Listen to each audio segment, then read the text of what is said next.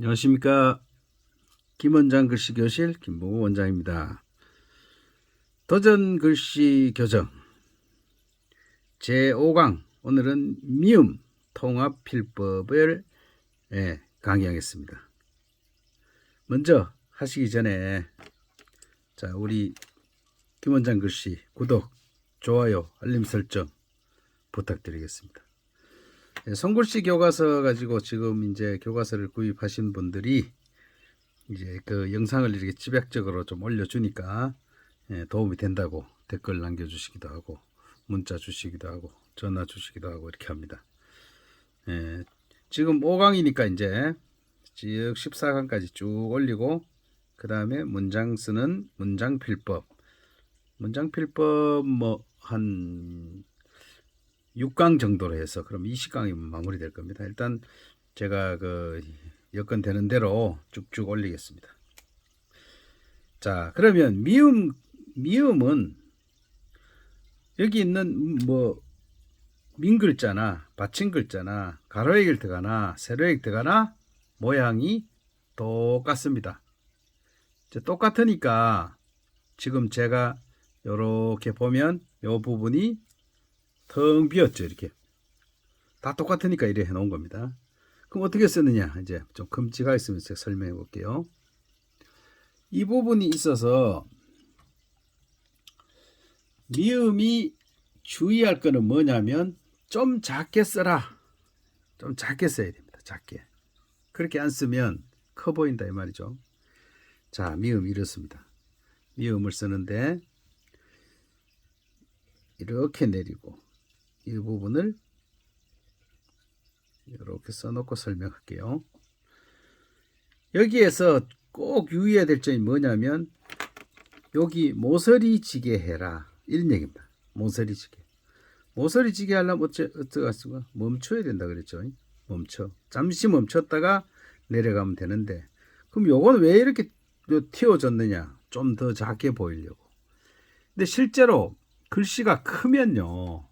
글씨가 크면 이렇게 띄워주는데 그렇지 않으면 띄워줄 것도 없습니다. 글씨 작을 때는 그냥 쓰시면 됩니다. 글씨 작을 때는 쓰시면 되는데 글씨가 이제 이렇게 좀 이렇게 크면 살짝 띄워주면 덜 커 보입니다. 그럼 왜 미음이 커 보이느냐? 여기에 대해서 좀 말씀을 드리면요. 똑같은 크기의 글씨를 써놔도 미음은 보통 우리 이응 가지고 하면 해보면 좀 도움이 될 겁니다. 자, 이응 가지고 한번 해볼까요? 여기다 한번 해보겠습니다. 이응을 요만큼 쓰고 그 다음에 여기 썼습니다. 오음자를 같이 있으니까 이제 한번 써보겠습니다. 똑같은 크기의 지름으로 그냥 미음을 썼습니다. 이렇게 썼습니다. 자, 그럼 여기서 제가 금을 한번 꺼볼게요. 지름이 똑같은 크기의 이응과 미음을 봤을 때 구독자님들께서는 보시기에 이응이 큽니까? 미음이 커 보입니까? 미음이 좀 더 커 보이죠. 그거는 뭐 수학적으로 따져도 면적을 내본다 그래도 아마 가로 세로 똑같으면 이 정사각형 그 다음에 원의 이 면적을 따져봐도 분명히 이 미음이 더 면적이 크겠죠. 그러면 요게 이제 이렇게 받침으로 들어갔으니까 미음이 좀 커도 탈이 없어요. 근데 반대로 한번 해보겠습니다. 반대로 위에 미음이 들어가고 밑에 이응이 들어가는 경우를 제가 한번 써보겠습니다. 또 지름을 가능하면 똑같이 한번 써보겠습니다. 이렇게. 자, 여기도 이렇게 따져보면 지름이 비슷하죠. 그런데 위에 모자가 커 보이죠. 옴자보다는 모자를 썼을 때 훨씬 더 커 보이죠. 모자가. 이러면 가분수가 되죠. 근데 글씨가 저는 좀 신경 써가지고 이제 글씨를 써서 이렇게 지름을 비슷하게 맞췄으니까 그나마 요만큼 보이지. 그냥 써버리면 그냥 우리가 미음을 이만큼 쓰고 여다 이만큼 해버리면 다 이런 식의 글자가 된다 이 말이죠. 받침에 들어갈 때는 조금 커도 탈이 없는데 그래도 받침에 들어갈 때 이런 계열의 글자를 한번 써보겠습니다. 자, 우리 감자를 써볼 때 이게 받침으로 들어갈 때 보통 어떻게 쓰라고 했습니까? 보통 받침들은 여기에서 첫 초성의 가운데서 시작해서 초성의 가운데서 시작해가지고 이까지 쓴다 이 말이죠. 자, 이랬으면 미음이 어떻습니까? 커 보이죠? 안 어울리잖아요. 그럼 좀 더 작게 써보겠습니다. 똑같은 크기로 썼을 때, 자, 이렇게 썼을 때, 요만하게 썼을 때, 어떤 게 더 자연스럽냐 이 말이죠. 그런데 여기서 이래 보니까 조금 제가 덜 썼죠. 미음 크기를. 좀 덜 썼습니다. 확실히 이게 낫죠. 그래서 미음은 실제 길이, 제가 추구하는 뭐 1대3의 비율에, 이 한금 비율에서 조금 길이는 똑같다고 길이를 써도 크기, 보기에 커 보이니까 조금씩 작게 쓰는 게 요령이다. 이런 얘기입니다. 자, 다시 돌아왔어요. 미음이 그냥 우리가 이렇게 쓸 때는 그냥 이렇게 씁니다. 필기체 쓸 때, 나중에 필기체 때 또 설명드리겠지만은, 그거는 이렇게 멈춘다는 자체가 시간을 잡아먹으니까 빨리 쓰기 위해서 모든 모서리를 없앴으니까 이렇게 할 필요가 없죠. 그러나 정자는 반듯한 글씨체니까 모서리 지게 해야 됩니다. 이걸 이렇게 안 하고 하면 글씨가 죽습니다. 그래서 여기에서 모서리 지도록 멈추어 달라는 얘기고, 그 다음에 이런 밑에 이 부분을 꼭 이어줘야 됩니다. 이거를 글씨를 쓰는데 요도 띄우고 요도 띄우고 이것도 어중중하게 그냥 이렇게 덜 이어 놓으면 안 된다 이 말이죠. 그래서 이런 부분을 확실히 이어줘야 된다 그 말입니다. 자, 그러면 글씨를 한번 또 써보겠습니다. 이제 그 정통으로 이제 우리가 과정대로 한번 써봐야 되겠네, 그죠? 과정대로 한번 써보겠습니다. 이렇게 올려서, 자, 마일 경우에 써보고 또 제가 드릴 말씀이 있습니다. 마, 조금씩만 더 작게 쓴다. 지금 쓰는 이 글씨도 상당히 큰 글씨입니다. 실제로 큰 글씨잖아요. 이게 마, 야, 미, 뭐 조금 더 일부러 작게 써보겠습니다. 비교를 하려고 했습니다.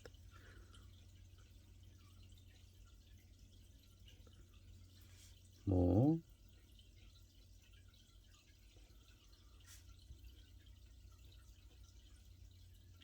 물론 사람 손으로 쓰는 글씨니까 미음이 이렇게 쓸 때마다 똑같을 수는 없죠. 사람 손이 쓰는 또 어떻게 그렇습니까?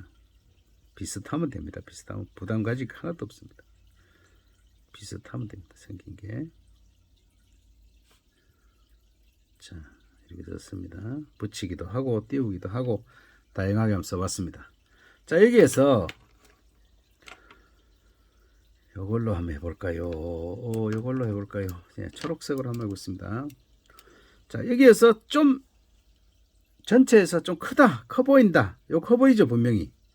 커 보이잖아요. 좀 크잖아요, 지금. 간격은 뭐 이거대로 똑같이 이거대로 띄웁니다. 똑같이 뭐 무슨 자음이든 간에 이렇게 똑같이 이 간격은 비슷하게 하고 이렇게 저리 주고 이렇게 하면은 또 1대3 나오잖아요. 이렇게 쓰면 됩니다. 여기서 제가 요 부분 요 앞에 있는 요 세 글자는 미음을 뭐 그러니까 이렇게 이게 1이면 이게 1이면 거의 3배 되게 썼어요. 일부러. 뭐와 묘에서는 조금씩 작게 썼습니다. 자, 이거 보십시오. 조금씩 이렇게 봤을 때 조금씩 작잖아요. 크기가. 이게 더 보기에 나왔죠. 저는 이게 더 보기에 나왔습니다. 조금씩 작게 써야 됩니다. 그리고 가로에게 들어갈 때도 조금씩 일부러 작게 썼습니다.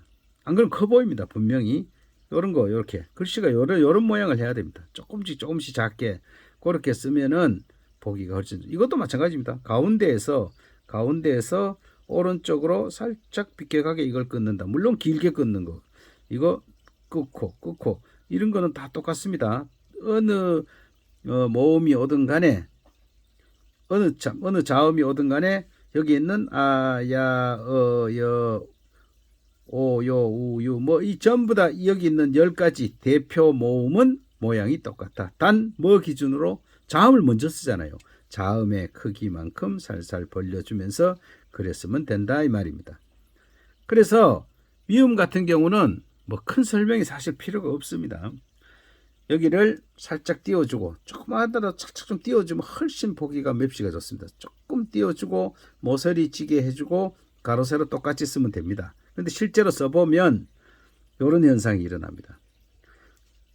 세로로 가는 글, 이건 좀 크게 써서 좀 덜 나타나는데 이렇게 우리 한글에서 자음을 먼저 쓰고 이렇게 진행하는 것을 가로 모음이라고 얘기를 합니다. 가로에 모음이 들어갈 때는 반대죠. 이렇게 진행되잖아요. 이런 것을 세로 모음 글자라고 얘기를 합니다. 좀 번거롭죠? 가로액, 세로액 모음이 들어가느냐, 가로액 모음이 들어가느냐. 제가 이 수업하는 데서는 통틀어서 이걸 뭐라고 했습니까? 자, 우리 기호를 좀 알아놔야 나중에 수업이 진행되면서 이제 좀 쉬워집니다. 여기에서 이까지 이 글자를 A형 글자라고 제가 전 얘기했죠. 그 다음에 가로액이 들어가는 받침 없는 글자 6가지를 B형 글자로 얘기했습니다. 가로모음 민글자, 세로모음 민글자. 이보단 A형, B형 쉽죠. 쉽게 가겠습니다. 쉽게. 그렇게 해서 여기 있는 이 A형 글자 여기에서는 이게 아래우로 좀 여유가 있죠. 그러니까 미음이 요것처럼 가로되면 세로로 조금 길어집니다. 일부러 그렇게 안 해도 저절로 길어집니다. B형 글자는 가로로 조금 여유가 있죠. 여유가 있잖아요. 이것만 쓰면 되니까. 그래서 가로로 조금씩 요 무자 같은 경우 더 그러네요. 가로로 조금 약간 납작하게 요 미음하고 이 미음하고 비교해 봤을 때 분명히 이게 옆으로 조금 여유 있게 좀 이렇게 퍼졌죠. 괜찮습니다. 아무 신경 안 써도 됩니다. 이거는 아무 할이 없습니다. 그냥 자연스럽게 되는 현상이니까 그냥 쓰시면 됩니다. 자, 받침 똑같은 게 쓰입니다. 똑같습니다. 똑같으니까 얼마나 편합니까? 자, 써보겠습니다. 똑같은 거 들어가니까 미음을 쓰고 이때는 오를 쓰는데 붙여버려야 됩니다. 뭐 띄주고 이럴 거 띄워 쓰고 이럴 필요 없습니다. 여기서 여기까지. 자, 그럼 이것도 한번 보겠습니다. 첫째, 요렇게 B 다시 글자 쓸 때는 위에 있는 요 간격을 비슷하게 잡아주면 된다 그랬죠. 이건 정통 4단의 글자이지 않습니까? 그러니까 비슷하게 잡아줘야 되니까 칸의 가운데를 눈을 중앙선을 잡았을 때 미음을 쓰고 그 미음 크기만큼만 오를 붙여서 띄울 필요 없죠. 띄우고 하면은 점점 뚝뚝뚝 떨어집니다. 그러니까 이거를 요 간격만큼만 쓰고 그 다음에 받침을 쓸 때는 여기서 눈길을 줘서 눈길을 줘서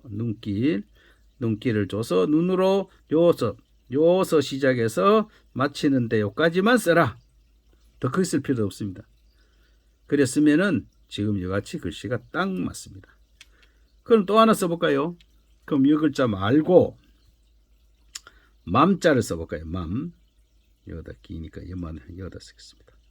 여기도 이렇게 쓰고 자 요만큼 띄어서 이 A 다시 글자는 요걸 짧게 세로액을 짧게 써야 된다 그랬죠. 그럼 여기서 출발해서 이런 글자는 이걸 이용해서 쓰면 됩니다. 이 세로액을 이용하십시오. 일직선으로 써야 된다 그랬잖아요. 그러니까 여기서 정 가운데서보다는 조금 적게 쓰는 게 지혜다 이 말이죠. 자, 맞자에 요 세로액을 좀 짧게 써라. 요거 포인트입니다. 짧게 써야 됩니다. 그리고 설사 써서 좀 길어졌으면 그거를 이용해서 그대로 일직선 맞추십시오.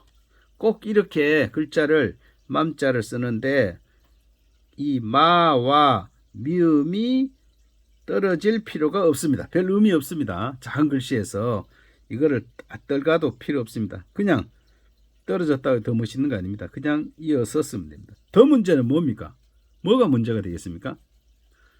이거를 제대로 이제 이렇게 이 안으로 못 쓰는 게 더 문제죠.